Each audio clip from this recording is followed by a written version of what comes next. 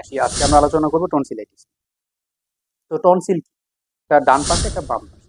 তো এগুলো যখন ফুলে যায় এবং লাল আকৃতির হয়ে যায়, তখন আমাদের শ্বাস নিতে কষ্ট হয়, ব্যথা হয়, ডুব দিতে কষ্ট হয়, সকল ধরনের কষ্ট আমাদের হয়ে থাকে।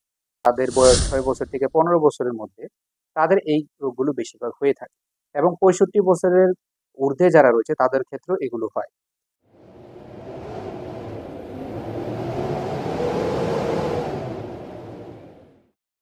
আসসালামু আলাইকুম রহমতুল্লাহ বরকাতু। কেমন আছেন বন্ধুরা? আশা করি সকলে ভালো আছেন।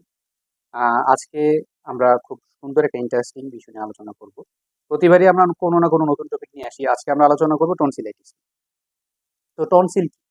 টনসিল হলো আমাদের গলার পিছনে দুটি পেড আকৃতির টিস্যু বা ডিম্বাকৃতির একটি বস্তু, এবং আমাদের গলার মধ্যে দুইটা টনসিল থাকে, একটা ডান পাশে একটা বাম পাশে।